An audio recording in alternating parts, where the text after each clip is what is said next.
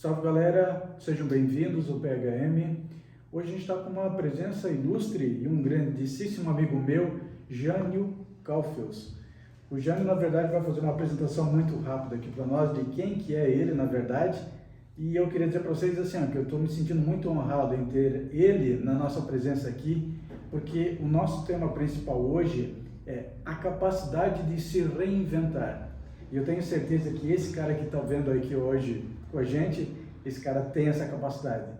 Então, eu convido vocês a ficarem com a gente aqui até o final e na medida que depois vocês vão assistindo nosso podcast aqui, eu quero que, na verdade, vocês aí deixem um comentário. Não esqueça de se inscrever aqui no nosso canal e bola para frente. Jânio, primeiramente, obrigado aí, cara, pela presença. Viu? Já fazia muito tempo que eu queria que você tivesse vindo aqui no nosso podcast, tá? Para não falar bem a franca verdade, você era a primeira pessoa que eu queria ter que tivesse vindo aqui.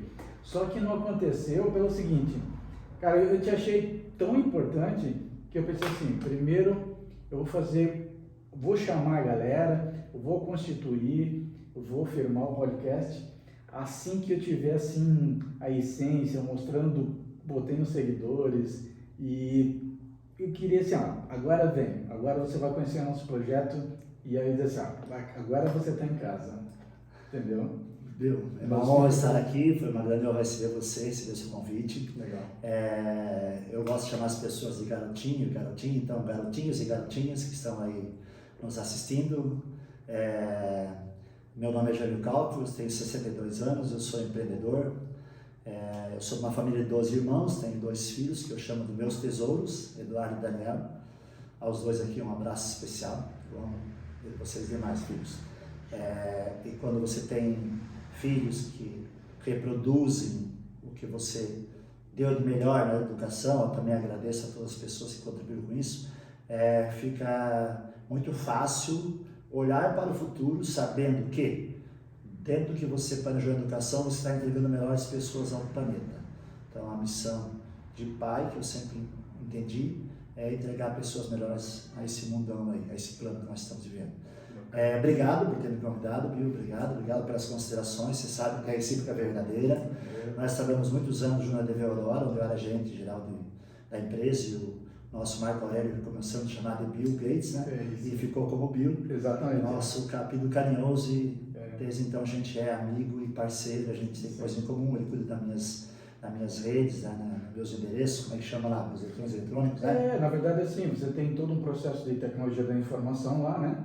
E aí, felizmente, até que você tem filhos que cuidam também dessa área, mas às vezes eles são um pouquinho distantes, mas independente disso, a gente se concentra e acaba trazendo as soluções para a tua empresa. Né? Legal. Então, o Bill é um facilitador. Isso mesmo. Eu saí de casa aos 10 anos, meu pai tinha uma estratégia bem, olhando agora, né? É interessante, na época eu achava meio carrasco assim, né?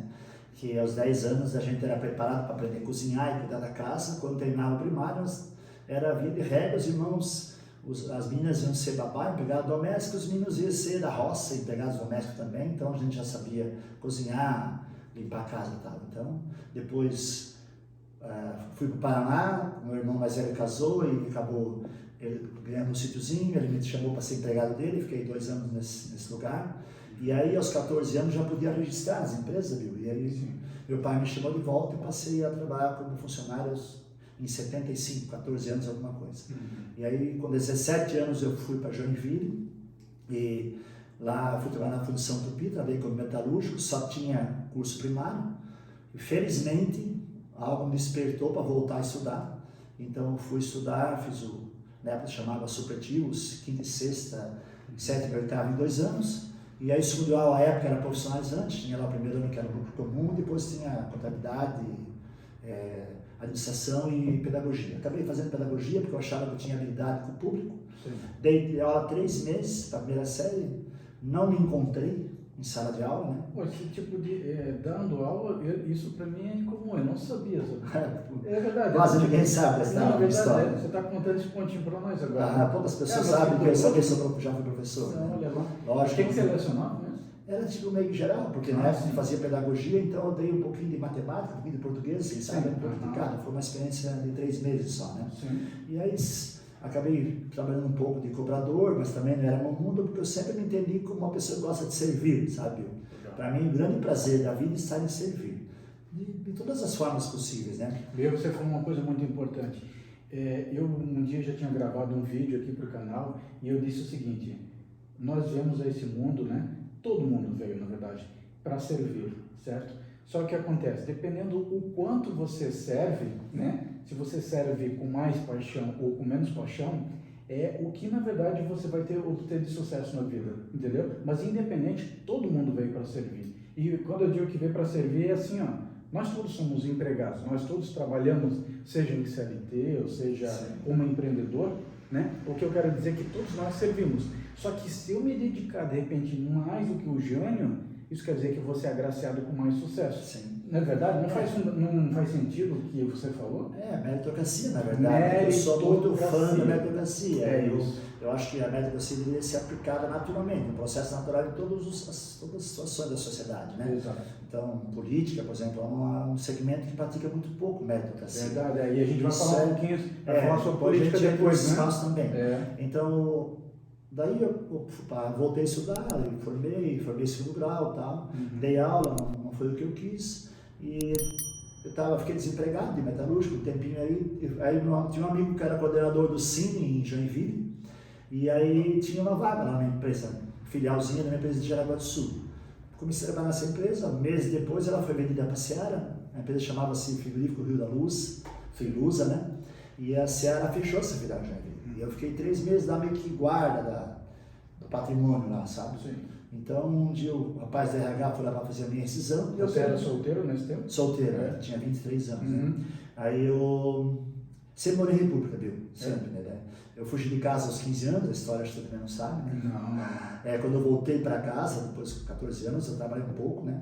Aí, tipo, adolescente, rebelde, aquela situação que hoje eu percebo que foi uma atitude, tudo bem, faz parte, né? Mas foi uma revolta disso, né? Foi uma revolta do meu pai, achando que ele simplesmente pegava meu salário todinho, não deixava um centavo, e aí adolescente já... E você não compreendia isso? Não compreendia, né? Meu pai só queria o melhor para mim, ele queria me ensinar a valorizar as coisas da vida, né? Dentro da capacidade de educação que ele tinha, ele buscava transferir isso para mim. E felizmente ele fez isso, porque nós 12 irmãos estamos no caminho reto da vida, entende? Graças a essa capacidade de Pois é, você falou, né? Você veio numa família de 12 irmãos. 12 irmãos, Caraca, olha só. Então nós fomos muito pobres, o pai e a mãe, eles trabalharam durante 16 anos, fizeram 15 mudanças. Nossa. E a mãe, são 12 filhos, acho que 2 abortos, então... Quase posso dizer que você é cigano, então? A minha irmã mais velha e o meu irmão caçula, se não me engano, são 19 anos. Para 12 irmãos, então são 14 gestações. Nossa. Em 15 mudanças. Então imagina a vida que esses 2 lutadores tiveram. Né? Sim, imagina. Então a gente foi muito pobre e tal. E essa parte de ser pobre também é importante, porque você ouve muito falar do vitimismo da sociedade atual, que quem é pobre nunca vai dar certo na vida, também discordo totalmente. É outro assunto, outro mundo, né? Cabe também um grande debate.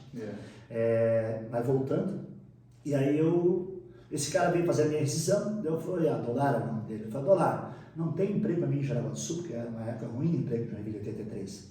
O pessoal de Jaraguá do Sul gostou muito de você, apesar de pouco tempo que eles gostaram muito. Se você quiser, tem vaga lá no faturamento. Eu disse, poxa, então me leva. E aí eu peguei uma carona com um amigo desse que fazia entrega lá e vim embora já agora com esse cara, com uma mochilinha e vim embora. E aí fiquei na casa de um amigo no primeiro dia, depois dormi no sótão de um bar, depois que passaram o tempo montei a primeira república em Jaraguá, porque eu já conhecia o mundo da república. Que história. Aí chamei meu irmão, que tinha saído do exército, em Joinville, para morar comigo, montamos uma república, eu, meu irmão Ivo e mais 2 amigos da Seara, e voltei para a república aos 23 anos, na verdade até os 30 anos, e foram mais 7 anos de república. Quando eu me casei, daí eu fui morar com a mãe dos meus filhos, Entendi. Então eu vim para cá, mas eu sempre tinha dentro de mim um sonho em ser vendedor. Uau.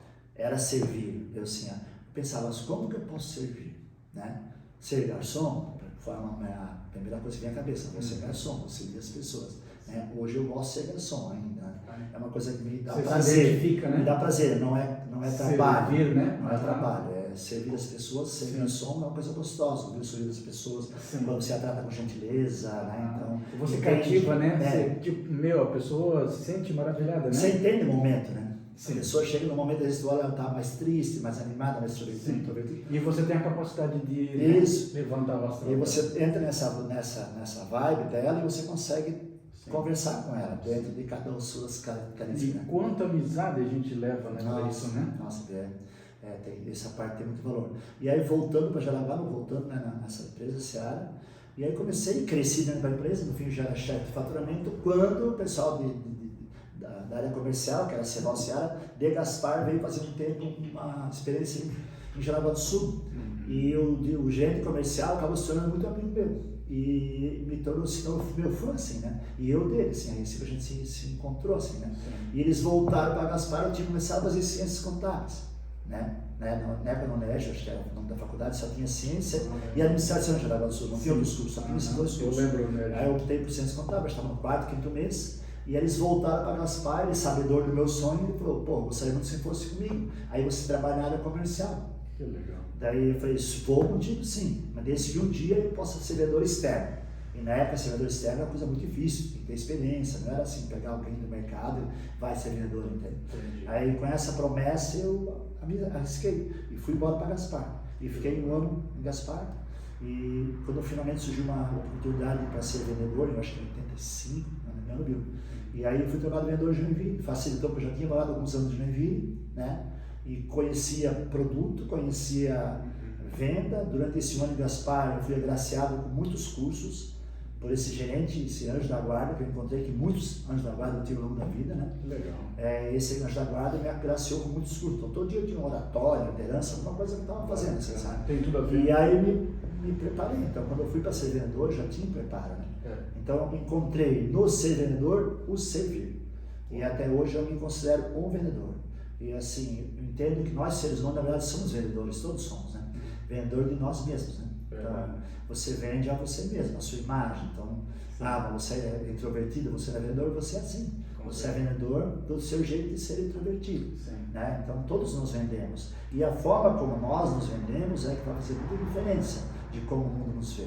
Exatamente. Então, você pode ocupar o seu espaço na sociedade sendo vendedor de você mesmo, mas para isso tem que buscar primeiro autoconfiança, tem que buscar o autoconhecimento, tem que olhar para dentro de você mesmo, tem que estar bem consigo mesmo para depois você transcender, para você viver numa sociedade, para que as pessoas te percebam, né?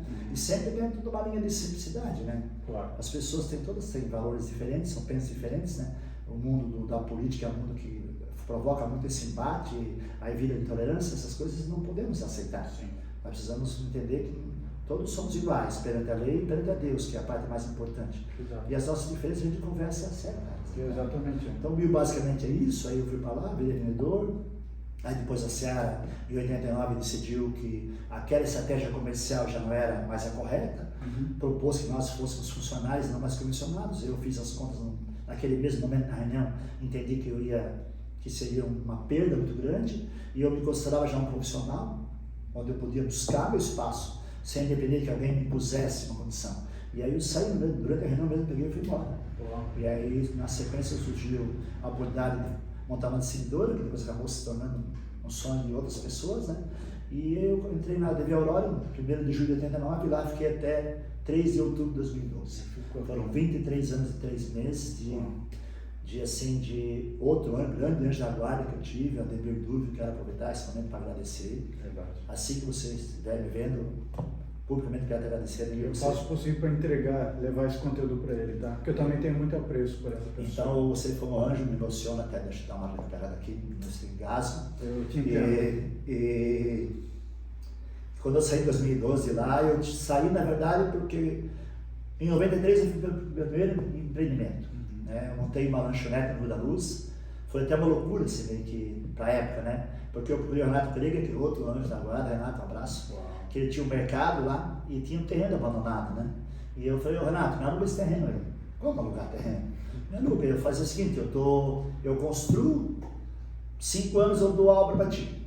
Que a obra é o preço do aluguel dos 5 anos. Ele, você é louco, esse terreno está abandonado? Eu acho que eu vou fazer, né? 5 anos eu vou ter uma propriedade. Só que ele foi tão generoso comigo, e ele até achava, eu louco, achou que não ia dar certo, porque lá no interior, da Barra até lá, tudo está de chão, a possibilidade de errado, segundo as pessoas, era enorme, quase certa, Sim. e eu consegui, felizmente, lotar a lanchonete, transformar um negócio muito próspero, né?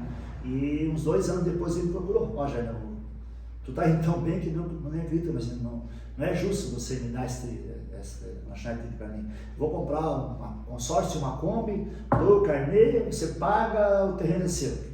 Olha só, viu? Isso não é coisa de anjo. Coisa né? Às vezes nem acontece de pai para filho, né? Mais do que isso, né? Recebe, para você chegar e ter um anjo, né? A vida nos apresenta amigos assim, a gente precisa valorizar isso e conservar.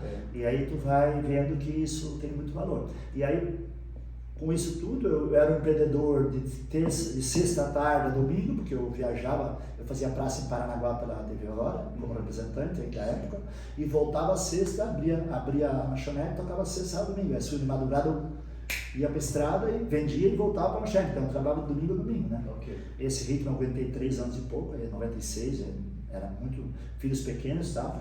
Decidimos alugar esse negócio e fomos morar em Paraná, um ano em Caiobá e um ano em Itapuá. Em 98, o Ademir me procurou para ser gestor dele, não mais vendedor. Daí voltamos para Jaraguá do Sul, então em 98 eu assumi a gestão e fiquei até 2012 como gestor. E depois em 98 a 99, novamente ele me procurou e falou, Jânio, tem uma casa de carne que meu irmão toca ali no centro. Sim. E tal, para fechar e tal, eu preciso que você toque para mim, para que ela não feche, porque tem a logomarca Aurora lá e tal. Então, foi num sábado isso. Na segunda-feira eu estava lá dentro daquela loja. Sério? Simplesmente eu falei, como é que, mas eu vou comprar? Não, entra lá, depois você me paga o estoque, assim, sabe? Sim. Coisa de novo de anjo, sabe? Okay. Foi assim, outra coisa impressionante. Okay. E aí, a ADV fatiava, ela tinha fatiamento próprio, aí decidiu que não teria mais, me procurou então para fatiar para ele também o Ademir. E aí eu construí onde hoje é a minha casa de carnes. Sim. Construí a casa de carnes que eu tinha ali na Walter Market, eu acabei levando para lá, para livrar do aluguel, e esse galpão eu fiz metade casa de carne, metade de fatiação, que é o meu outro negócio que eu tenho até hoje. Legal. Que é uma empresa prestadora de serviço de fatiamento de frios, com a logomarca do cliente. Para o público entender melhor, é como se fosse um segmento da facção dentro do ramo têxtil, só que transportado para o alimento.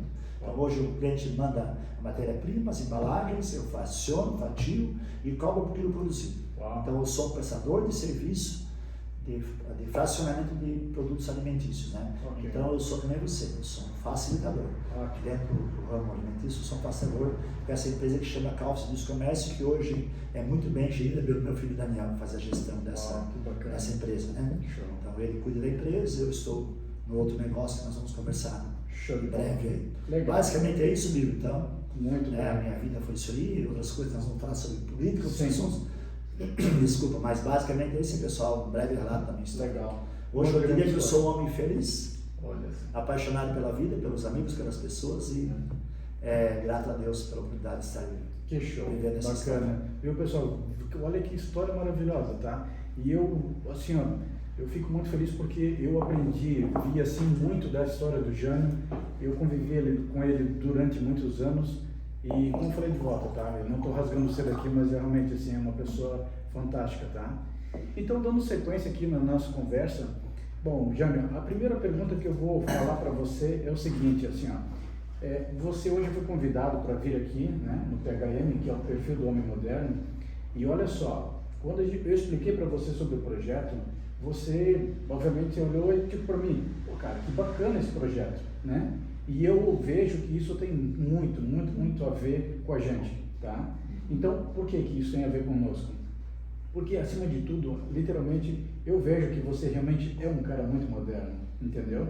Hoje você tem 60 anos, né? 62, fiz ontem. 62, é isso mesmo. Ontem, domingo, ele fez 62 anos. E olha só que bacana. Cara, você tem a mente muito para frente, você é inovador, você busca conhecimento, você pratica esporte. Escuta, me diz aí, como é que você consegue, como que foi que você tem tanta energia, o que passa pela tua cabeça na questão de que, tipo assim, cara, eu não estou envelhecendo, e você ainda comentou comigo ainda que, tipo, você tem 62 anos, mas você não acha que tem essa ideia do jeito de agir ou como pensa? Me fala mais sobre isso, por favor. Olha, Bill, eu quando olho no espelho eu vejo que eu tenho 62 anos, né? Daí as rugas estão aqui, nos sinais da experiência da vida. Aí você aceita um pouco? Não, eu aceito totalmente, porque assim, viver mais um ano é uma bênção e muitos não chegaram aos 62, então me sinto uma pessoa privilegiada por estar com 62 anos aqui, bem de saúde. Exato. Talvez, assim, eu tenho certeza, o que me motiva a estar sempre ativo, buscando cuidar de mim, primeiro me amar, né? Então eu me amo muito, as pessoas me chamam de pavão, né? Parece um pavão, onde ele chega, né? Eu sou meio assim, sou meio que... Caraca, eu não sabia disso aí.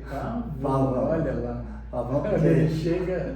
Onde eu chego eu preciso expandir, preciso que as pessoas me vejam, eu preciso ser notado, mas eu acho que é um processo natural, não é uma coisa assim que eu faço assim para que as pessoas me percebam, acho que é natural, é meu, né? Sim. E porque Mas desde que eu te conheço, você tem esse jeito. Eu sou pavão. É isso mesmo. Então, assim, quando eu olho para o meu espírito, para dentro de mim, eu sinto energia em todas as partes do meu corpo. Eu sinto meu corpo vibrando intensamente, né? Então, quando eu olho para o espelho, eu vejo um homem de 62 anos. Quando eu olho para dentro de mim, eu vejo um homem, 30, 40 anos, sei lá. Então, eu sinto essa energia. Talvez o fato de eu não limitar a minha idade biológica, a forma de eu encarar a vida, talvez faça muita diferença. Porque eu lembro quando eu era criança, meus tios tinham 40, 50 anos, eu olhava, nossa, né? Antigamente as pessoas tinham uma expectativa de vida menor, então, pareciam bem velhas, até para a roça, sol, né? Acaba envelhecendo a pessoa. Porque na verdade eu imaginava assim, eu vou chegar com 40, 50 anos, eu vou estar assim. Vai estar igual, imagina. E o tempo foi passando e eu comecei, como sempre gostei muito de esporte, encontrei no vôlei uma paixão aos 24 anos, e aí militava muito no futebol, aí passei a apaixonar, me dediquei integralmente ao vôlei, sabe? Então hoje eu sou um praticante assíduo do vôlei, areia e quadra, gosto de academia, agora estou um pouquinho relaxado, nas 2 semanas que eu não vou, mas sempre que a oportunidade eu estou fazendo, e eu acho que quando você... Por conta da responsabilidade, né? quando você cuida do teu corpo e o teu espírito, ele está em sintonia com esse cuidado, eu acho que é uma fusão, né? É uma fusão de corpo, espírito, alma, fé, e assim eu me sinto. Legal. Eu não caminho, eu procuro caminhar rápido. Se eu subir uma escada, eu não subo a escada caminhando, eu vejo uma oportunidade de correr um pouquinho. Entendi. Entende? Eu subo a escada, eu não seguro a escada. Eu procuro subir com os braços soltos. São coisas, acho que são práticas, assim, que eu diria, que não sei se serve de repente para alguém que estiver nos ouvindo, que esteja na minha faixa etária, mas se servir, ficarei muito feliz de poder contribuir, porque precisamos manter a qualidade de vida, né? Quanto mais cedo nós nos entregarmos ao declínio da vida, agora estou numa curva descendente, né? E entendo que nós possamos realmente, de fato, praticar a descendência, a curva descendência, mas se entendemos que não, eu vou continuar sendo ativo. Eu não gosto de esporte, já. Não gosto de academia, não gosto de esporte. Encontre algo que você gosta. Dança, por exemplo. Encontre uma caminhada, encontra um trabalho voluntário, Montanhismo, encontra algo que passear. ocupa sua mente. E aí, com a tua mente ocupada, você não vai se entregar para um sofá, por exemplo. Né? Quando você se entrega, hoje está chuvoso, frio, então dia de sofá. Aí nós passamos agora 6 meses, né, meu? De chuva e frio, tá? Sim. Vamos imaginar que você está numa situação dessa, você vai querer ficar embaixo do cobertor, dentro do sofá. Então acho que precisamos assim, sabe?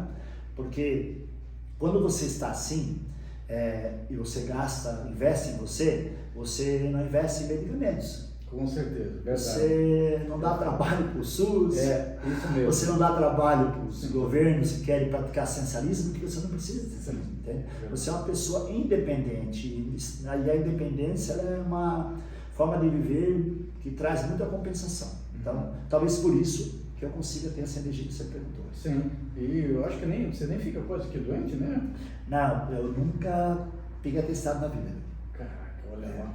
Eu nunca fiz, 23 anos na TV Aurora, eu nunca atrasei, nunca faltei. Uau. Só que tem outro problema, eu sou viciado em trabalho, nunca peguei férias. Uau, eu saí de casa com 10 anos, eu nunca peguei férias. Entendi. Né? Raramente eu tive um final de semana prolongado, isso eu preciso mudar urgentemente na minha vida.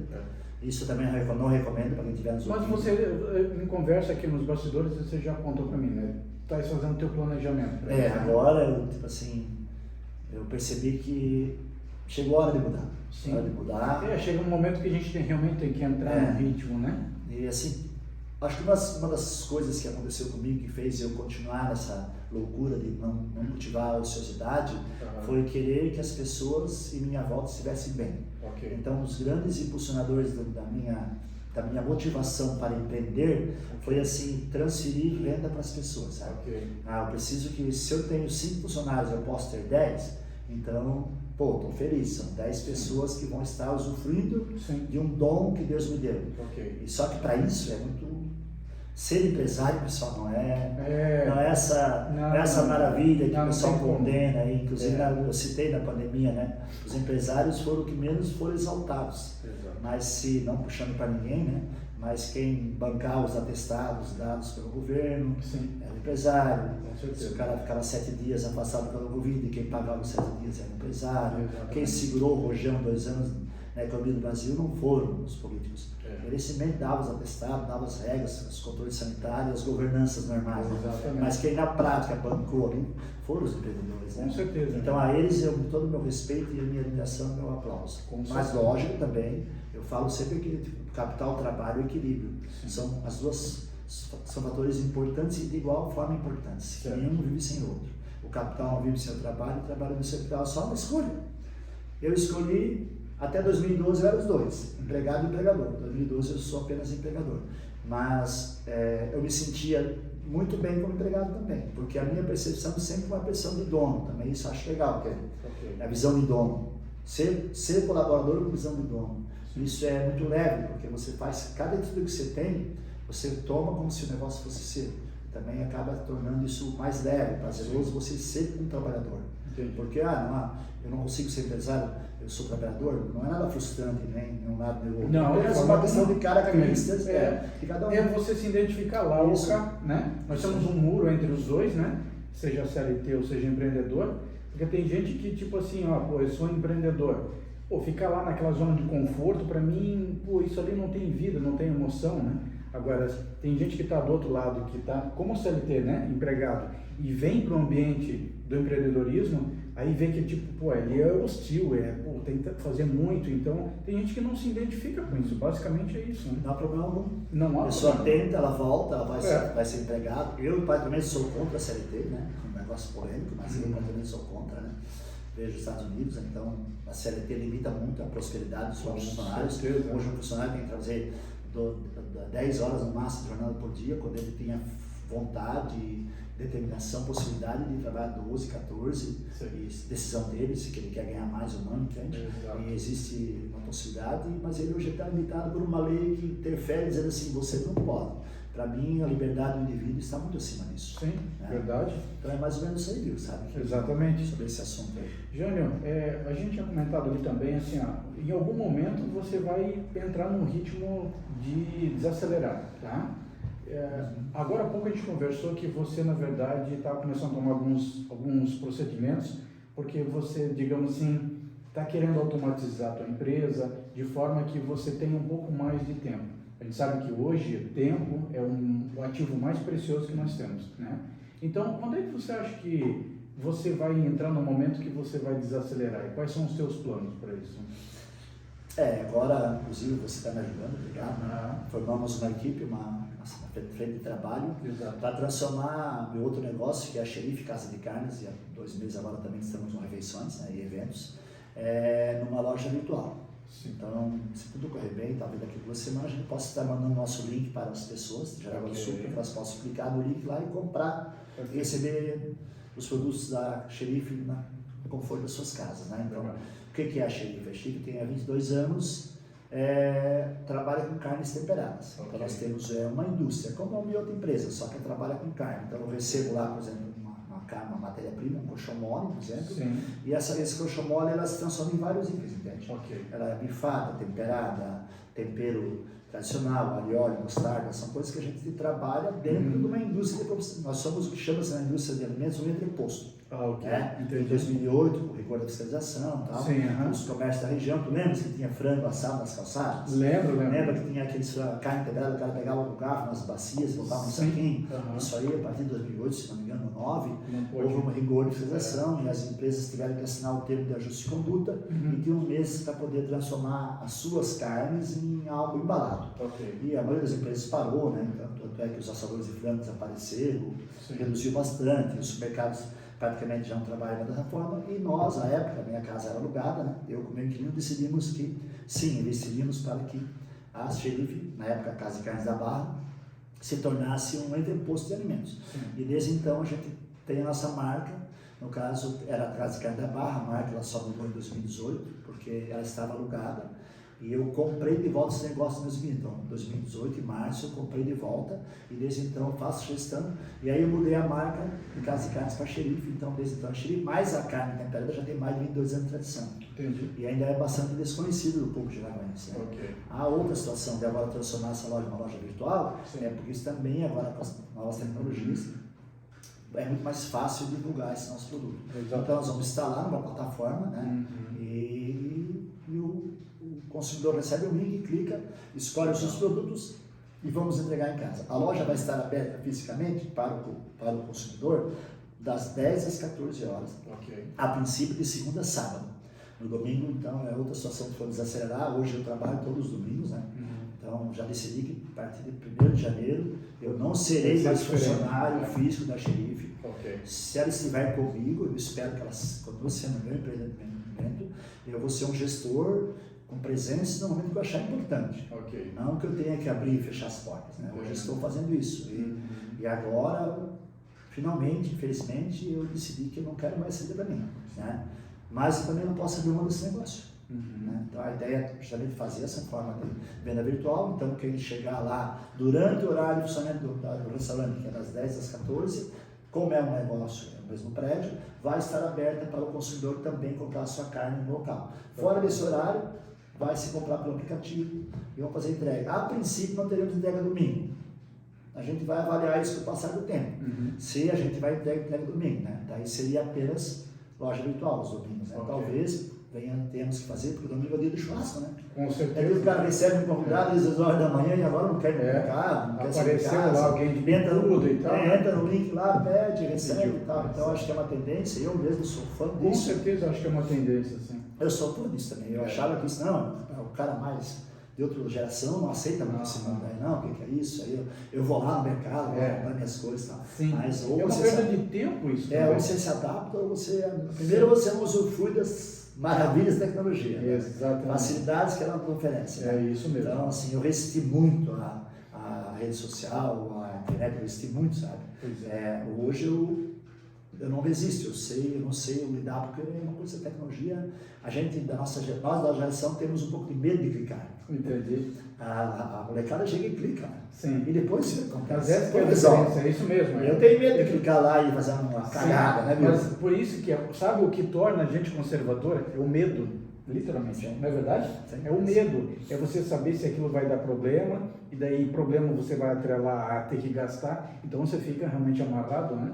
Não, mas eu te entendi. Então, respondendo a pergunta, basicamente hoje você vai automatizar, você vai usar recursos, né, da internet para que você realmente possa entrar num ritmo, né, de segurar e aí você automaticamente tem mais tempo, né? Para cuidar de mim, eu preciso cuidar de mim. Sim. Agora, tipo assim, eu me tornei um pouco egoísta, pessoal. Agora eu disse, eu quero cuidar de mim, entende? Não é bem egoísta. Egoísta no sentido egoísta que quando eu falo egoísmo em relação ao ser humano, egoísmo é colocar você como prioridade. Exato. A tradução da palavra egoísta nesse caso é assim, eu sou minha prioridade. Sim. Então, se eu estiver bem, for minha prioridade, quem estiver em minha volta vai estar bem, porque eu vou estar leve, entende? Sim. Mas eu tenho essa condição, então eu realmente vou colocar isso em prática.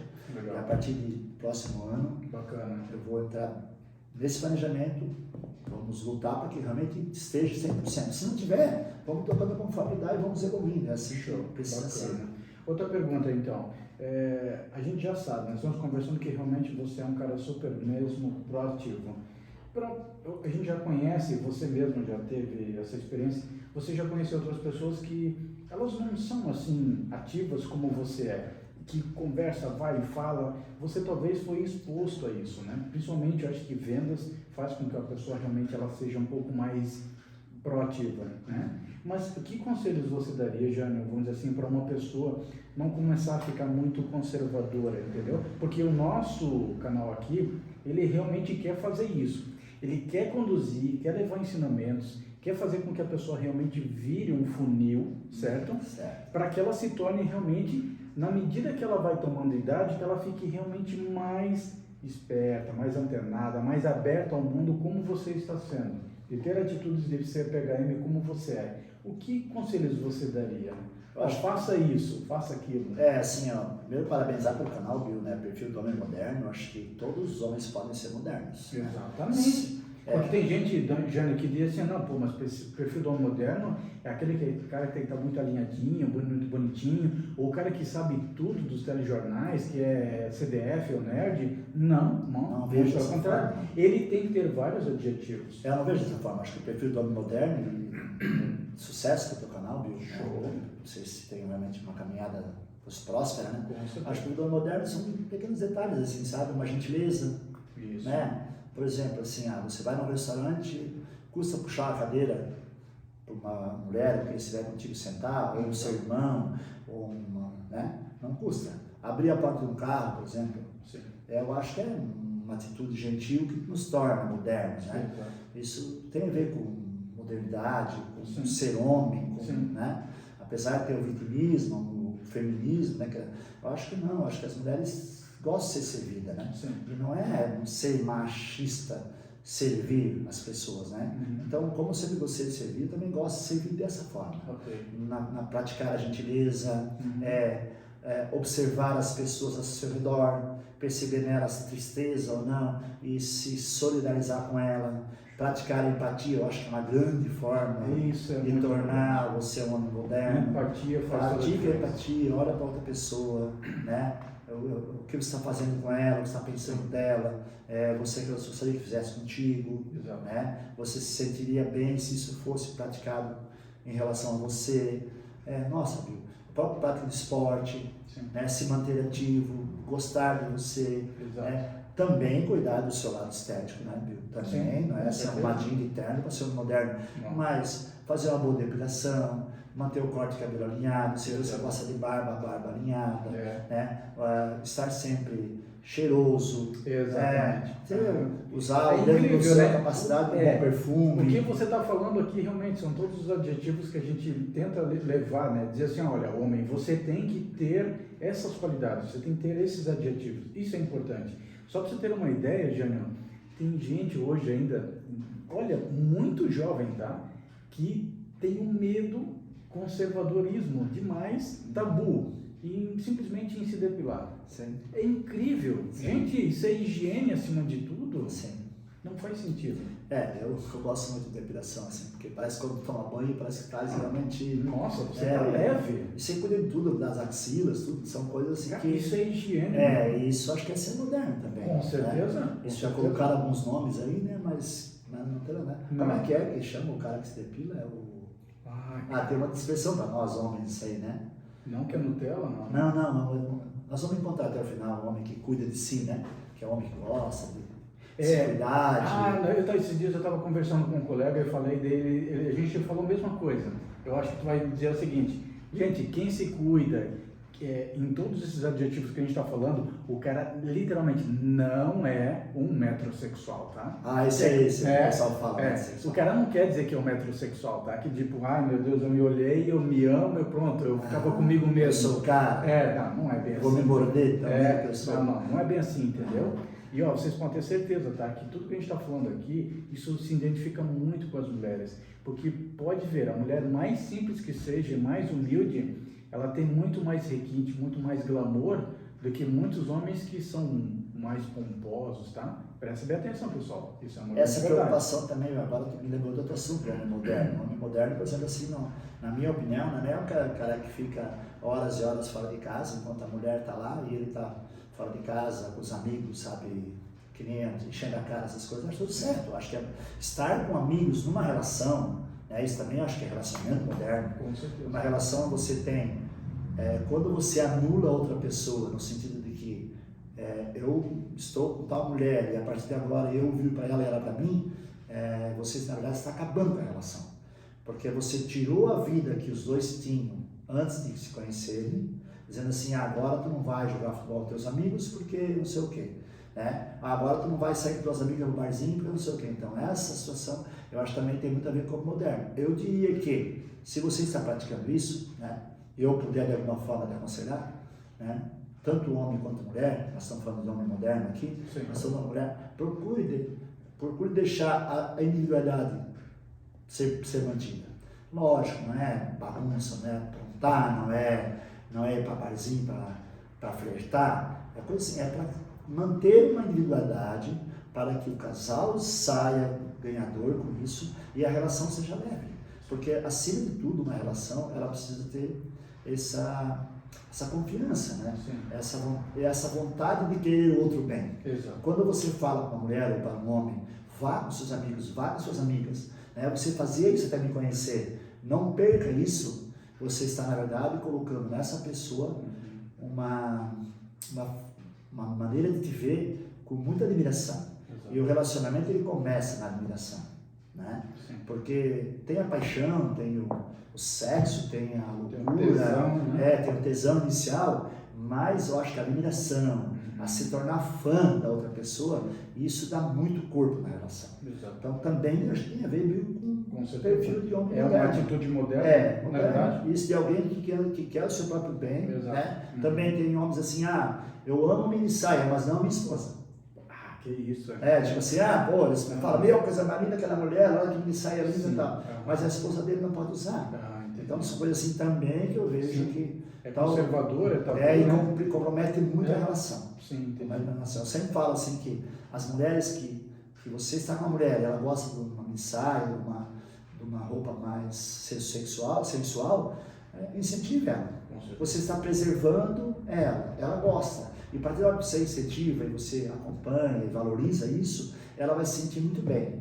E outra coisa, homens, né? Isso é para você. Mulheres assim se cuidam mais. Olha lá. Porque mulheres assim, para poder usar uma roupa melhor, mais sensual, ela vai se cuidar.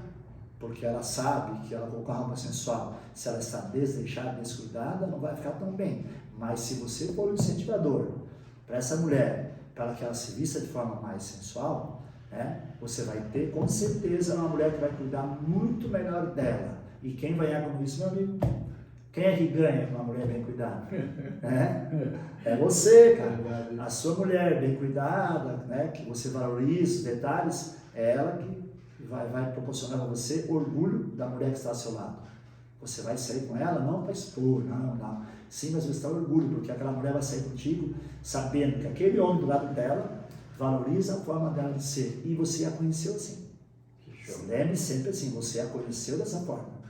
Os anos mudaram, porque talvez você, de alguma forma, conduziu ela para ela. Mas a essência de uma pessoa, quando você conhece a pessoa, você conhece ela na sua essência, ela está vivendo com a sua individualidade. Se você encontra alguém e ela começa a mudar essa forma, observe se não é você que está fazendo com que ela mude a forma de ser.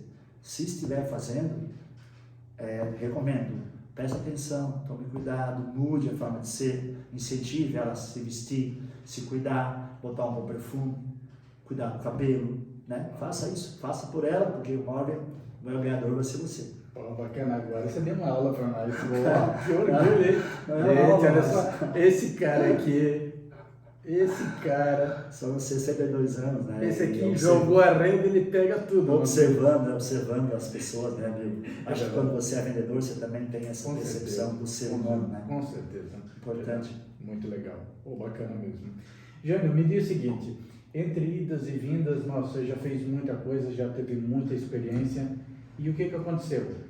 Eu já estive presente num momento na sua vida onde você literalmente foi para a política. Me fala sobre isso, como é que virou essa paixão, o que é que fez você tomar gosto e por que é que você de repente de alguma maneira você ficou incomodado e disse, eu tenho que fazer a diferença. Eu vou começar usando esse assunto para falar com você, jovem, agora. Eu sempre fui aquele cara que a frase era a mesma, pronto, odeio política.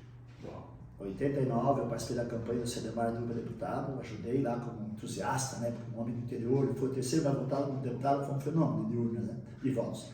E desde então as pessoas me procuraram, os partidos, para se candidatar a alguma coisa. Eu sempre fui essa pessoa assim, bem relacionada, né, E eu comecei a estudar assim, a política, o estatuto dos partidos, sabe? E isso... Há muito tempo. 89, já lá no tempo do seu isso, porque daí eu comecei a estudar, mas poxa, eu olhava assim, esses acordos, esses conchavos, ora se fundam dentro de uma coligação, agora tem uma tal de federação que foi inventada. Então eu percebi que os políticos, na verdade, eles sempre criavam um mecanismo de se proteger, de não perder o poder. Eu não continuava com isso.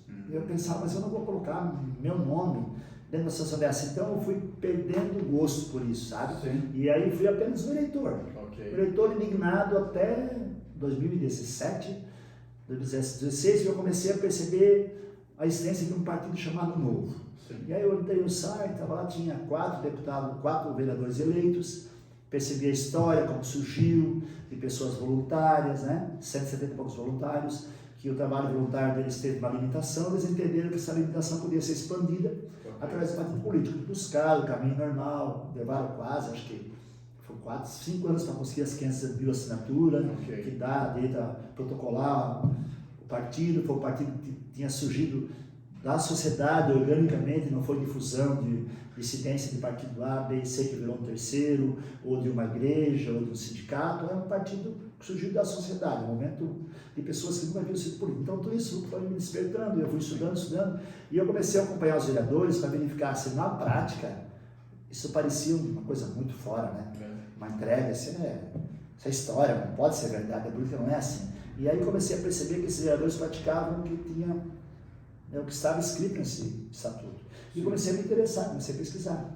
Isso foi em que ano? 2017. 2017 para 2016. O Partido Novo foi convocado em 2015. A primeira eleição que ele participou foi em 2016, elegendo 4 vereadores no Brasil. E aí comecei a me interessar e um dia teve um encontro em Jaraguá do Sul para falar do Partido Novo, acho que foi em 2017. E eu fui.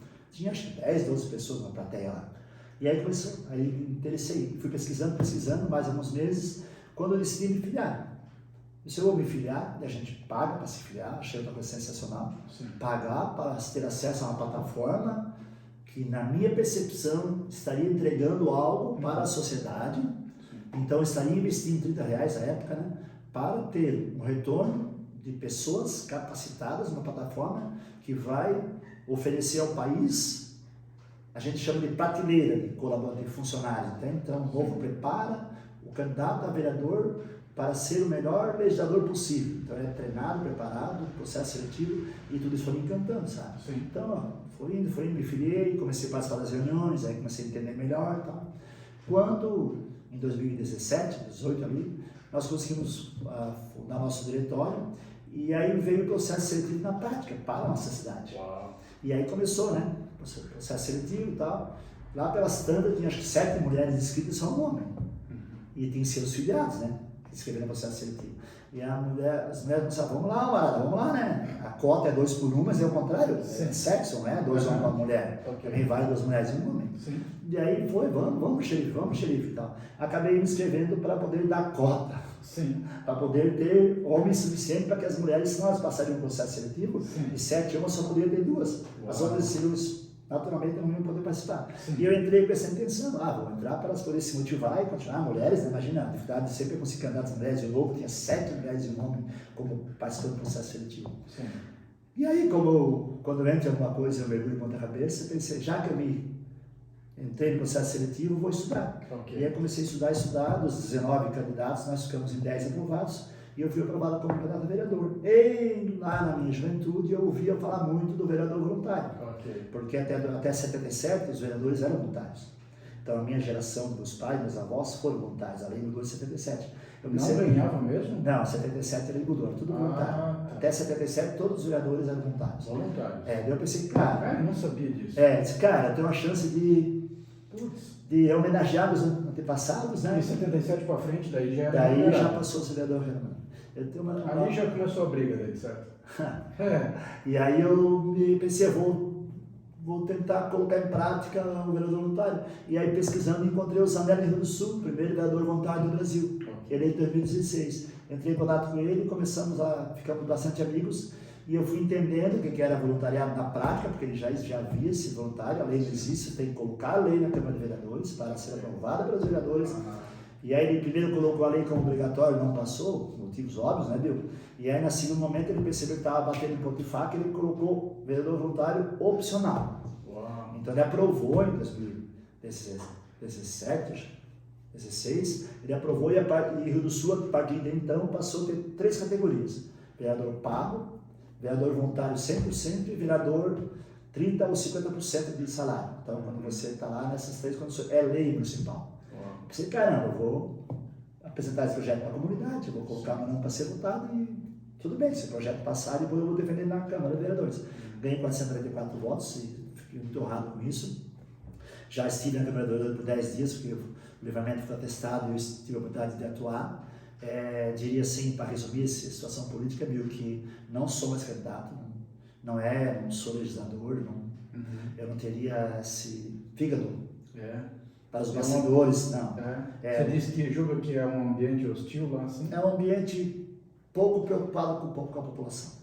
Que coisa. Pouquíssimo preocupado. É um ambiente que primeiro ele já entra no primeiro dia de mandato pensando na reeleição. E baseado nisso começa a ver algumas coisas assim que a gente de fora não percebe, mas eu estive lá dentro, eu percebi isso, sabe? Então não me atraiu, não gostei da experiência como cidadão, exerci a cidadania plena, coloquei o nome para ser votado, e colocar o nome para ser votado é muito importante para você de fato ser cidadão, porque é muito fácil falar, difícil é você colocar o seu nome, né? Então é uma experiência incrível, pessoal, vale muito a pena, né? E a vereança de 10 dias também me deu essa experiência e a certeza que eu não quero política. Até eu tenho um perfil executivo, né, amigo? Eu não sou legislador, né? Eu não tenho essa capacidade de organização, tenho capacidade de execução. Sim. Então, não percebi que não ia ser legal. Hoje eu sou um apaixonado pela plataforma do Partido Novo, né? E para nós não importa estar certo, o que precisa fazer certo. Nós encolhemos de 8 para 3 deputados federais nessa legislatura, não tem problema. Como o Zema disse, eu prefiro estar num partido nanico do que me associar a outros partidos para não perder o poder ou o tamanho. A federação, inclusive, vai juntar muitos partidos, porque quem não fez 11 deputados federais agora não vai mais ter tempo de TV e não vai mais ter fundo partidário eleitoral. Para nós não vai diferença, a gente não utiliza mesmo, mas os partidos vão fazer. Já estão falando em fusões de quem fez 1, 2 deputados para atingir os 11 e a federação foi criada de novo com essa sacanagem. Então os partidos vão estar se juntando porque com menos de 11 ele não tem tempo de TV e não tem fundo eleitoral. E esses partidos não querem ficar sem isso, entende? Querem mais, né? Então, essas coisas todas foram despertando de mim.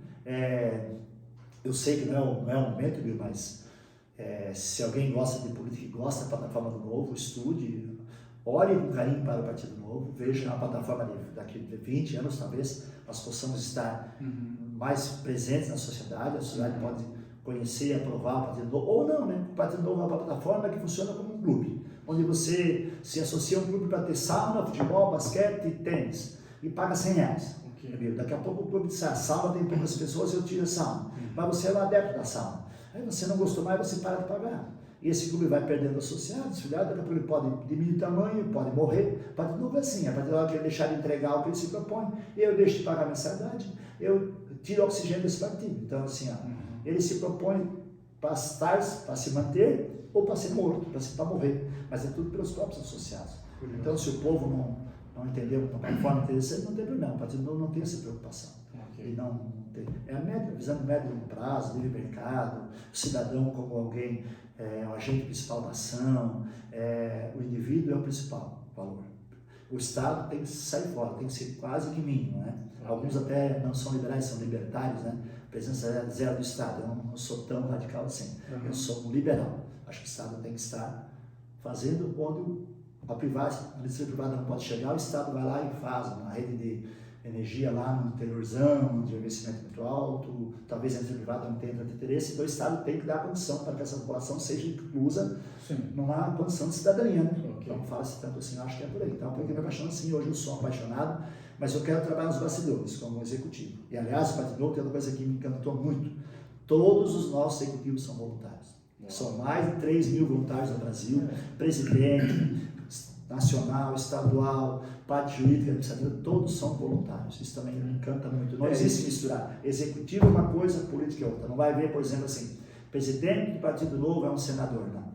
Porque justamente o partido foi criado para fiscalizar os eleitos.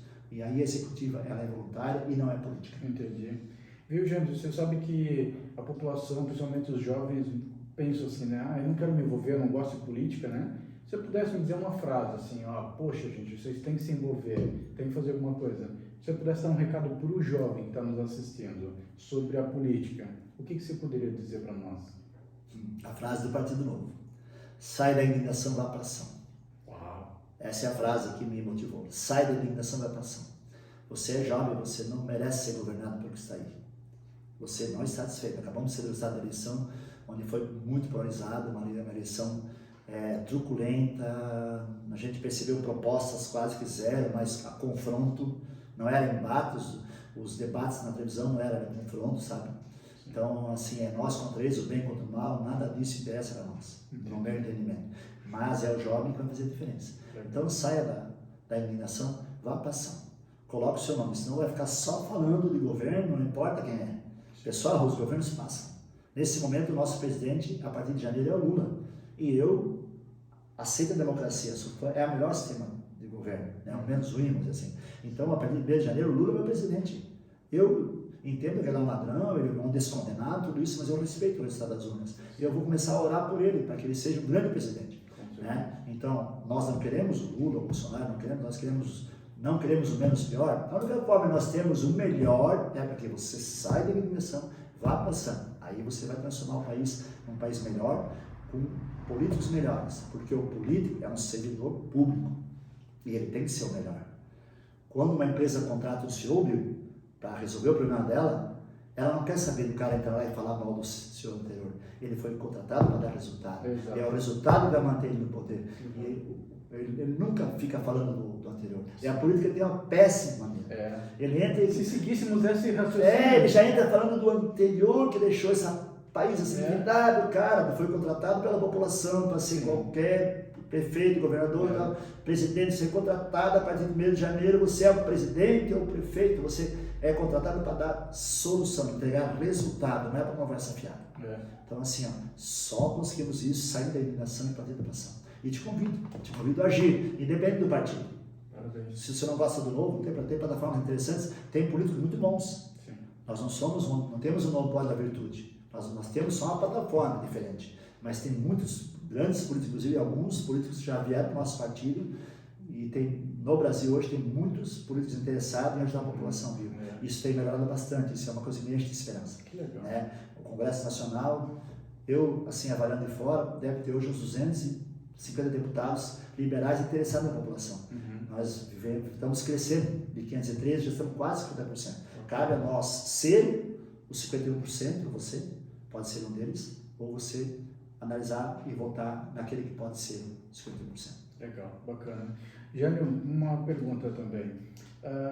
Hoje, do jeito que nós estamos, né? Eu diria o seguinte: se hoje a gente tivesse, por exemplo, assim, né, independente de quem vai governar, seja esquerda ou direita, se nós tivéssemos uma cartilha de ordem e progresso, essas são as premissas que a gente tem para a gente evoluir, né, como um país. Se independente desses dois partidos, eles se entendessem e daí, independente de quem for, executasse, você acredita que isso funcionaria? Porque hoje, do jeito que está, entra um partido, daí ele quer fazer as leis dele, as coisas dele, dá continuidade, reclama um do outro e tudo mais. Você acredita que faz sentido o que eu estou te falando? Eu não consigo entender muito bem o que eles querem dizer com isso, viu? Imagina assim, imagina que nós temos que, por exemplo, assim, olha, você sabe que a região norte e nordeste ela é muito carente, ok? Sim. Já São Paulo, Santa Catarina, outros estados, principalmente São Paulo, subdesenvolvido. Então, o que acontece? Imagina que, por exemplo, como nós temos uma deficiência muito grande lá no norte e nordeste, se, vamos dizer assim, independente de quem entrasse, eles unissem mais esforços e vão dizer assim, não, aquela região é a mais carente. Então, independente do partido A ou B, eles tinham que mobilizar e dizer assim, nós temos que meta. Não poderia ficar mais esquecido e vamos priorizar outro estado, coisa parecida. Entendi agora, quer dizer. Que nós tivéssemos uma cartilha de ordem e progresso, e independente do partido, tem que executar aquilo. Eu entendi o que você quer dizer. Na verdade, assim, o que eu percebo desses poucos anos que eu estudo política, não interessa para os políticos que o Nordeste esteja inserido na nação. Não interessa. O Nordeste lá, atrasado, batendo palma para quem dá cesta básica e quem leva caminhão-pipa com água, é interessante para o político. Isso é voto. Educação não interessa. O político não tem interesse que você tenha educação, que o filho seja bem educado. Não tem interesse. Tanto é que hoje fala assim, universidade é a educação básica. Fica onde, pessoal? A educação básica é que vai transformar essa nação. Pega a história das grandes potências. É através da educação básica. Sim. Né? Então você tem que atuar na educação básica para que a pessoa tenha a independência e o discernimento de dizer assim, não é isso que eu quero. Eu quero dignidade, eu quero prosperar, eu quero trabalhar. Mas enquanto a educação estiver jogada para o segundo plano, em qualquer governo, eu entendo o que isso quer dizer, que não importa, é plano de Estado, é política de Estado, né, política de governo. Exato. Quando você tem política de governo, e acontece demais no Brasil, você transforma as regiões que te interessam em verdadeiros currais eleitorais, onde você tem uma garantia de votos, e você vai dando migalhas para essa população. Né? Enquanto os seus estão sendo, o pessoal fala socialismo de iPhone, hoje fica muito, né? Então eu sou socialista porque eu quero que todos tenham acolhimento do Estado. Então tá, mas ao mesmo tempo eu sou socialista que eu uso o iPhone, então não faz muito sentido, né? Então essas coisas assim que tu começa a avaliar. Mas eu concordo contigo, mas então o que a gente precisa, resumindo essa tua pergunta, é plano de Estado. Projeto de Estado. Aí você tiver uma diretriz educacional, onde você vai transformar em 10, 20 anos um país desenvolvido através da educação. Vejo que a única forma de desenvolver o país é através da educação, e a educação básica. Porque não adianta você construir 150 universidades, se o meu filho, por exemplo, meus filhos tiveram a melhor escola de Jaraguá do Sul na minha avaliação. Então, meu filho passou no vestibular da UFSC, mas de uma forma que eu considero injusta, ele também na época, comentou isso para mim. Porque ele foi preparado para passar na UFSC e o seu filho, que estudou a escola pública a vida toda. Não foi. Ele não tinha chance contra o meu. Isso não está certo. E outra coisa que ainda está mais errado, você paga a faculdade do meu filho. O seu filho não tem a oportunidade de passar na UFSC, porque raramente as pessoas de escola pública vão conseguir competir de igual condição com um cara que teve a vida toda na escola particular, naquela escola. E quem paga a estada do meu filho na UFSC é o imposto do Bill. Mas o filho do Bill não vai chegar na UFSC. Aí eles botam cotas. Aí o filho do Bill entra por cota, mas ele não tem base. Ele vai estudar com o meu filho na sala de aula da UFSC, meio dia de aula, ele vai ficar triste, desanimado, até deprimido, porque ele vai ver um mundo que ele não conhece. Exatamente. Aí está lá o meu conhecedor, na base, vemos o assunto, o professor falando, ele já está entendendo, entrando no assunto, e o filho do Bill está ali, e agora? Sim. O que eu faço agora? O que eu faço com esse mundo lindo, maravilhoso, se eu não tenho... Se eu não tenho como estar nessa sala. Então, se pegar e começar a ver as existências de cotistas nas universidades, elas são muito altas. E não é na vontade, porque o sonho daquele jovem, ele simplesmente foi arrancado. Sim. Porque o governo, por ser plano de governo, né, não deu condição de igualdade de ele estar lá com base para poder enfrentar um banco universitário. Que loucura. Então eu vejo dessa forma, sabe? Sim, não, você me respondeu perfeitamente, tá? Até com exemplo, ficou muito prático. É incrível mesmo. Jânio, aí mais uma última perguntinha. Me diz, por que na verdade você ficou com esse apelido, nome? Eu imagino por quê, né? Mas por que xerife? Fala, eu imagino por quê. Que papo é esse, viu? Quem tu imagina? É isso mesmo que tu está imaginando. É, né? É. Mas então, assim, para o pessoal entender o porquê isso, eu vou te fazer mais uma pergunta. Tá. Aí depois você me responde. Tá. Você se considera um cara conservador, um cara liberal, ou você acha que também tem aí um viés progressista? Como é que você me diria? Não tem nada progressista. Não tem nada? Não tem. Progressismo é uma ilusão. Ok. Progressista é o cara que é progressista da boca para fora.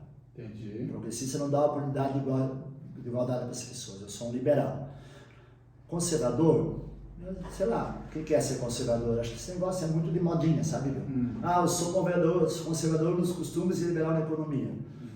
O que é ser conservador? O Partido Novo tem bem claro isso aí. Mas eu acho que você tem eu acho que realmente você é um cara liberal, mas você tem um viés conservador. E se você disser assim, mas por quê? Porque eu acredito que tem alguns costumes, como você diz, ordem, progresso, trabalho, confiança. Isso é um viés conservador. Se isso for, sim, sou conservador.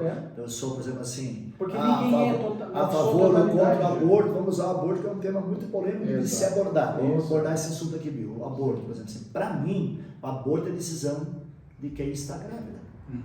E de quem faz parte daquele grupo familiar da grávida. Né? Pô, aconteceu um aborto, uma gravidez indesejada na tua família, Bill. Na tua filha, namorou com alguém, né? E é um aborto desejado, um estupro, algo indesejado. Já disse lei do aborto. Mas a decisão, independente da lei, a decisão de abortar ou não, tem que estar no núcleo familiar. Exatamente. Não pode haver invasão do Estado dentro da sua família, na minha opinião, né? Para que decida se aborta ou não aborta. Agora, reúne família, estamos numa situação aqui, uma gravidez indesejada, mas tem uma vida nessa história. Sim. Nós, como família, conseguimos superar isso? Conseguimos permitir que essa vida venha? Conseguimos, mas nós, como família, não podemos considerar que o Estado vai nessa condição, tal. Estrutura da família, psicológica, financeira, tudo isso. Essa parte eu entendo como fundamental ser debatida pela sociedade. Não estou dizendo que é uma verdade, é apenas o meu pensamento. Então, isso é ser conservador, não sei, né? Sou, para mim, quando fala assim, Deus, pátria, família, é Deus e família. Porque pátria, você nasceu no Brasil, você é da pátria brasileira, e você pode ir embora do Brasil. E você pode ser inserido na nova pátria, e simplesmente deixar o Brasil para trás. Então, você pode amar muito o Brasil, mas a pátria não é o perene, entende? Agora, Deus e família, para mim, sim. Isso são situações que eu considero como pilares fundamentais para uma sociedade que busca a igualdade. Perfeito. Dessa forma que eu vejo. Agora, assim, liberal, sou muito liberal. Para mim, estatal zero, mínimo Estado mínimo possível, sabe? Porque isso gera muita ineficiência, porque não existe a meritocracia, nós estamos nisso na nossa conversa, e existe muita possibilidade, por não ter plano de Estado, de projeto de governo, que as pessoas agora se acomodem, entende? Exatamente. O novo governo vem, como é que vai ser? Ninguém sabe. Exato. Vai aumentar o tamanho do ministério? Não vai aumentar? O tamanho do Estado vai diminuir? Vai aumentar? Então, essa incerteza é que nos compromete, porque são incertezas jurídicas. O investidor se assusta, aí trata o investidor como alguém que vem explorar nosso país. Não, nós precisamos dos investidores. Com certeza. Nós precisamos do investidor da nossa casa. Exato. Tu às vezes não vai fazer uma reforma, não precisa de empréstimo, um amigo seu, do irmão. Esse cara é um investidor. Em algum momento da sua vida, eu e você tivemos investidores no nosso meio. E foram importantíssimos para que nós superássemos aquela dificuldade e depois pudéssemos ser nós investidores daquele amigo, daquela amiga. Acontece no nosso dia a dia. A vida não é diferente de uma nação, numa sociedade. Então eu vejo assim, a simplicidade das coisas só ir aumentando e transportando. O município, para mim, o Estado tem que vir para o município. É urgente uma reforma tributária para que possamos ser o Pacto Federativo. Se sai R$10 de Jaraguá do Sul, não pode voltar só 20. Faz com que fique 40 aqui. E determine atribuições específicas à nossa cidade. Já acontece, hoje o cara vai com um pratinho na mão lá em Brasília, buscar recurso, aí um deputado vem, bate uma foto, tira uma fitinha, entrega uma ambulância, porque eu sempre falo, é como bater palma pro caixa eletrônico, né? Quando você vai lá e saca o teu dinheiro, você valeu, garotão, obrigado, você deu meu dinheiro. Assim eu vejo emendas parlamentares, emenda de relator, orçamento secreto, né? Essa situação, se voltar para o município, Pacto Federativo, dá mais que nos Estados Unidos, né? Federações, outros estados, municípios têm mais poder, talvez nós possamos ter assim também plano de governo, plano de Estado, não plano de governo. Eu não sei se basicamente é isso. Não, com certeza, respondeu com toda excelência. É isso mesmo, parabéns. Jânio, mais uma pergunta então. É o seguinte, eu vou fazer uma dinâmica com você, eu vou te citar aqui 10 palavras. Tá vendo você, né, Bill? É isso mesmo. Nós falamos sobre o xerife, né, Bill? A tua pergunta do xerife, né? Mas então... eu viajei, na verdade eu sou o xerife porque eu sou tipo um general, né? Então, isso na verdade eu já sabia. Já sabia, mas tempo trabalhou comigo? Não. Olha só, o que acontece? É que assim, ó... Ô, Bill, não me complica, as pessoas vão pensar. Não. Deixa eu comentar. É o seguinte, ó, quando eu disse que eu imaginava o porquê, Porque assim, ó, nós temos nesse sentido aí, a gente tem algo muito em comum, tá? Digamos assim, às vezes eu fico incomodado com algumas coisas e eu literalmente também, às vezes, banco o xerife da situação. E a gente, às vezes, é criticado muitas vezes por isso, sabe? Então, quando eu vi xerife, eu nem questionei, já vi isso há muito tempo lá, pensei, quer saber? Eu não vou fazer pergunta para ele do que eu já sei, né?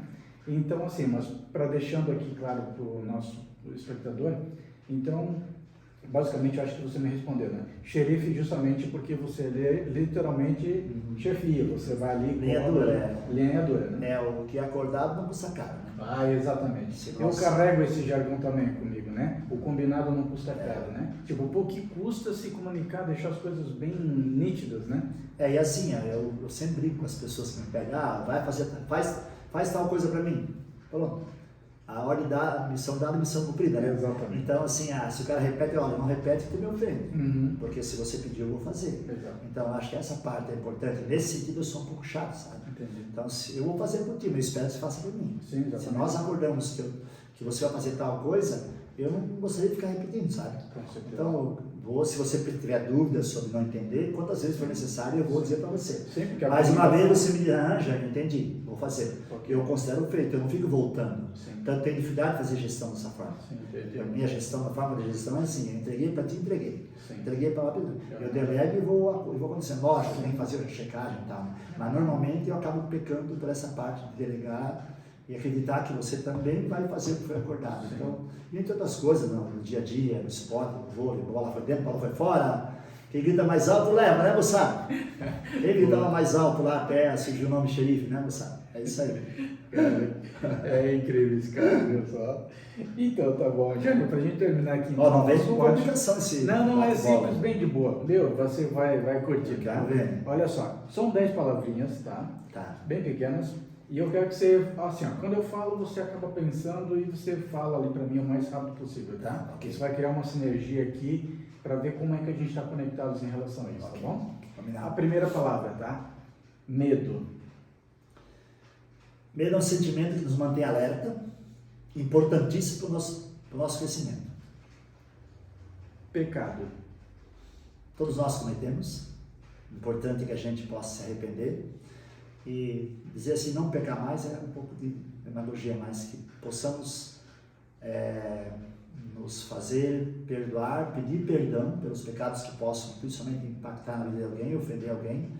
E nós somos perdoados por Deus, né, por nossos pecados. Então, o pecado ele existe, nós somos pecadores, temos que ter consciência disso e temos que nos policiar. Olhar. Olhar é a alma falando com alguém. Legal. Verdade. Verdade é o caminho, a estrutura de tudo. Perfeito. Alma.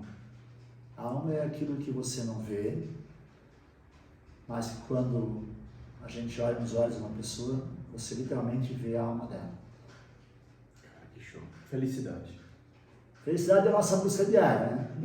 Nós buscamos isso todos os dias e não podemos abrir mão disso. É nosso dever acima de tudo. Ao acordar, uma dica aqui, ao acordar, sorria para você mesmo, sorria para esse plano, sorria para Deus e fale muito obrigado. E, se possível, se você tiver boa vontade, levante imediatamente. Faça novamente que nem o gato, assim, uns 30 segundos, e depois vá à luta. No teu jeitinho, cantando, ou demorando um pouquinho para poder, né? Mas acorda mal-humorado, umas pessoas que depois vai com o tempo. Tenta acordar de forma sempre alegre, divertida e encarando a vida com alegria. Você vai ver que a felicidade vai estar aos seus pés. Que show. Filhos. Meus 2 maiores tesouros, maiores presentes que a vida me deu. Gratidão por isso. Que legal. Bacana. Agora eu vou te pegar. Tá bem. O número 20. Me fale alguma coisa sobre o número 20. Número 20, me pegou mesmo? É. No 20 eu lembro de 10 mais 10. Não lembro de mais nada, meu. Perfeito, não tem problema. Uma idade bacana, uma idade que você começa a atingir a maturidade. Eu lembro quando era criança eu queria atingir 21 anos, que era considerado uma maioridade masculina. talvez me remete um pouco a isso. Eu acho também legal, assim, quando a gente tem filhos com a idade de 20, né? Tá. Poxa, eles já estão começando a ter uma, né? Estão na faculdade. Exatamente, já estão assim, né? Tipo, pondo os pés e já estão mais para lá do que para cá da responsabilidade, né? Bacana. Legal. Sorriso. Sorria sempre. Ótimo. Não custa nada. E o sorriso pode mudar a vida de muitas pessoas, viu? Legal. Eu sorrio bastante, as pessoas falam às vezes, mas tu sorri tanto assim, tu força para sorrir? Não, acho que é porque fui agraciado, né? Deus me deu só coisas boas. Então, um sorriso é uma coisa que naturalmente eu consigo esboçar. E eu percebo assim que quando eu sorrio para alguém, normalmente essa pessoa, eu torno o dia dela um pouco melhor. E quando a pessoa me dá um sorriso, o meu dia também fica melhor. Então, o sorriso eu acho que é uma forma de gratidão, de expressar gratidão para as pessoas que estão próximas da gente. Legal, parabéns. E a nossa última aqui palavra, futuro. Futuro é agora, é viver o agora. Legal. Esse é o futuro, é agora. É olhar para esse momento e dizer assim, o que eu estou fazendo com a minha vida nesse momento, agora, porque se nós não pensarmos no que estamos fazendo agora, não adianta ficar pensando no futuro. Sim. Faça agora, faça um planejamento, não se prenda tanto a regras. Viva o momento. Viva agora, que o futuro é agora. Depois vai acontecer o que você sonha. Legal, show de bola. Então é isso. Jânio, se as pessoas quiserem te procurar na rede social, não sei se você tem... de repente, se você não lembrar agora, não tem problema, porque a gente vai deixar embaixo na descrição, né? Mas se você quiser, fica à vontade, pode passar uma rede social sua, ou se você quiser até pontuar ali o endereço, o nome da sua empresa, fica à vontade. Muito obrigado, viu? Muito obrigado por essa oportunidade. Realmente eu volto a frisar. Fiquei lisonjeado com o convite, não esperava, não achei que eu tinha a ver com esse teu projeto. Nossa, que totalmente. é grandioso, né? Esse Totalmente. projeto, de alguma forma, agradecido por isso. Eu gostaria de deixar então a oportunidade para pessoas conhecerem a Xerife, o projeto Xerife, né? Na Barra, próximo a Malve, né? Passa o Salão Botafogo, tem a igreja logo à direita. Aí você entra, já vê a Xerife, Casa de Carnes e eventos, refeições e eventos e Casa de Carne. Nós estamos no Instagram e no Facebook como Xerife Gastropub. Puderem seguir lá e Legal. curtir as nossas postagens. Eu vou colocar embaixo na legenda aqui o endereço também. E brevemente, né, talvez daqui a 2 semanas, teremos o link, né? E esse link será disponibilizado nas redes sociais também, para que vocês todos possam acessar o link da loja virtual da Xerife. Bacana. E se precisar de alguma coisa da gente, de alguma forma do nosso conhecimento, também costumo dizer assim que a relação, Bill, eu mexo com o mundo da carne há 40 anos, né? Então, me especializei muito em carne. Sim. Eu falo que a carne é uma relação médico-paciente, né? É verdade. Quem quer fazer um bom churrasco, uma vez quando eu comprei a casa de carne, um médico nos procurou, um dos meus clientes, ele falou assim, eu estou envergonhado de fazer churrasco ruim com meus amigos. A gente se encontra sempre em 10 amigos e eu faço o churrasco, fica duro, fica seco e tal. Se você veio do lugar certo, a partir de hoje você nunca mais vai fazer um churrasco duro. Então essa é a relação, você tem que ter certeza que está entregando o melhor. E é uma relação, quando você fala de tudo que entra na nossa polpa, tudo o alimento que você coloca à disposição da pessoa, você está colocando uma coisa sagrada, que é a saúde dela. Então, eu costumo, com a minha equipe, tratar com muito cuidado a alimentação. A Xerife tem esse carinho, esse cuidado. Se de alguma forma nós pudermos contribuir com a sua alimentação, conte conosco. Legal, que bacana. Pessoal, então assim a gente encerra aqui o nosso podcast.